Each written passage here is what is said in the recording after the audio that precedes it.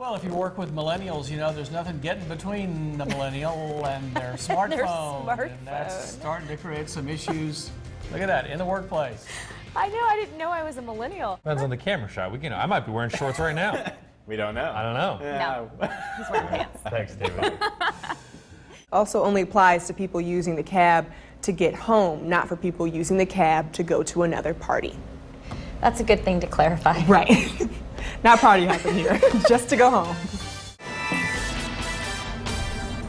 This month, the University of Virginia's drama department bid a fond farewell to longtime Professor Levon Ho. Ho spent more than 4 decades teaching various aspects of theater, but perhaps his greatest show on earth was Circus in America, an elective that focused on the history of an art Ho says we know very little about. Here's this week's UVA Today. When I first started teaching the class, I postered the grounds. I ordered circus posters to put them out around the university. So the first 2 years I papered, and I would put the posters up, and I would go back the next day and the posters were all gone. So the next year I got double the amount of posters, so I could really do a nice job of postering the grounds. Professor Levon Ho started in the drama department at the University of Virginia in 1969. By 1983, he was able to combine his love of theater and the circus in an elective called Circus in America. We know about ballet, opera, theater, movies, but what do we really know about the circus?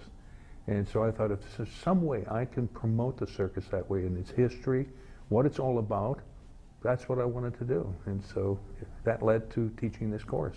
Ho says he actually had more non-drama students take his class through the years. I do this every one of the first class periods. I said, name one circus person that you know of. I hear crickets, there's nothing. Now at the end of the class period, they'll start rattling off names, whether they're clowns, whether they're performers, whether they're circus owners. And hearing that knowledge return to him is what kept him going. However, after 46 years at UVA, attention was directed to the center ring as Ho took his final bow. I've been retiring for 5 years. I just couldn't make up my mind.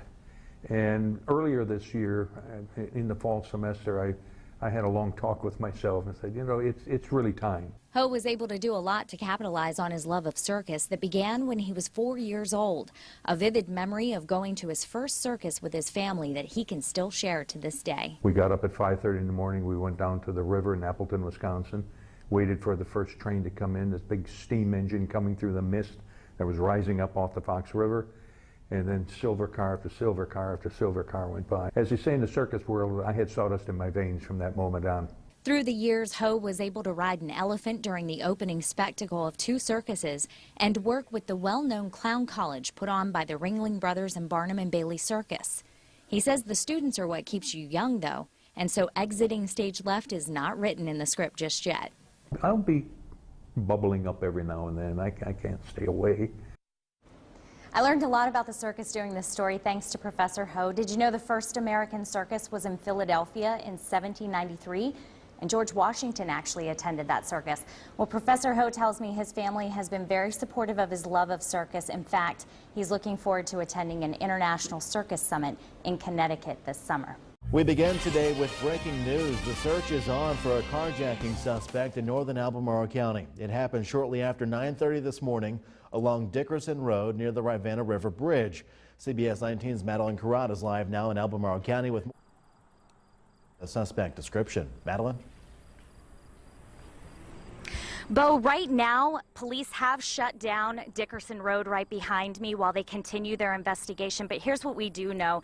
Around 9:30 this morning, as you said, a woman was driving down Dickerson Road with her two children, when a man came out of the woods and held her at gunpoint. He robbed her and then demanded her vehicle. Now, he did allow her and the children out of the vehicle. She then ran to a nearby house to call police. Albemarle County Police are looking for a white man described as fit in his 30s with a long fake beard, black shirt, cargo pants, bandana, and sunglasses.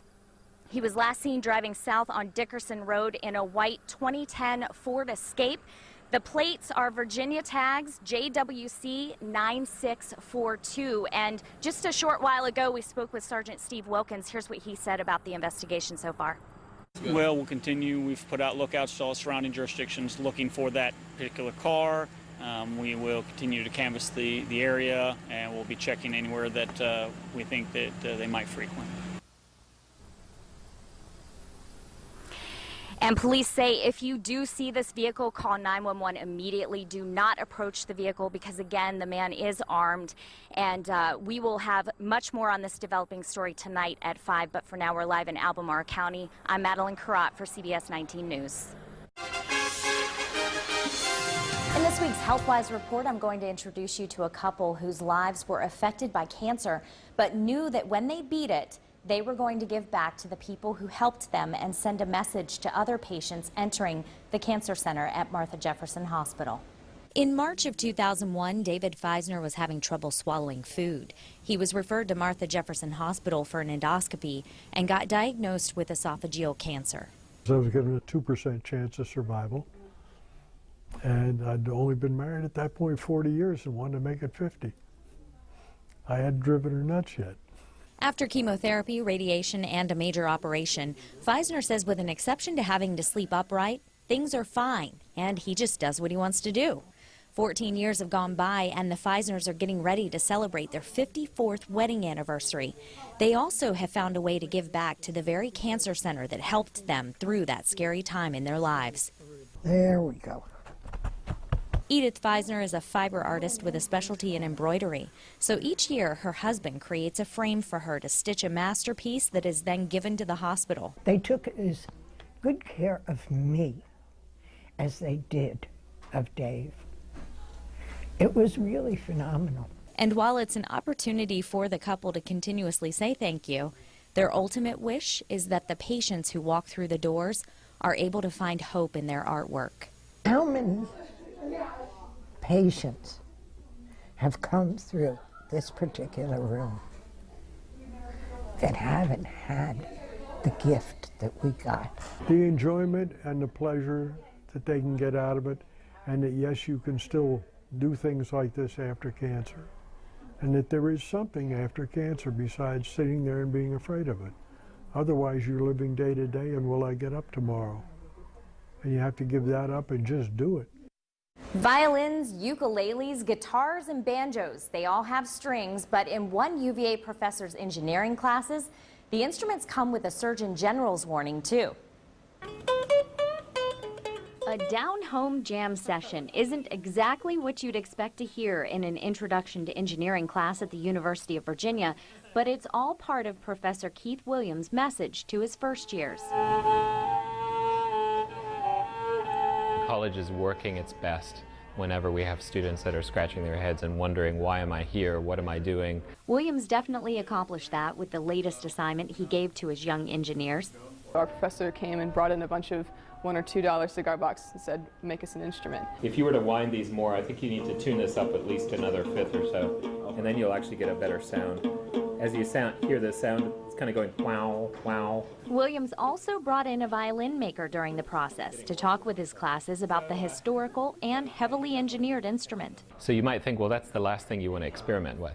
No, it's perfect, because what it shows is that even something as old as a violin can still be redesigned, can still be thought of in the context of new building materials and new construction techniques, like, for example, 3D printing. James Stapleton especially enjoyed working with computer-aided design, something he had very little knowledge of beforehand.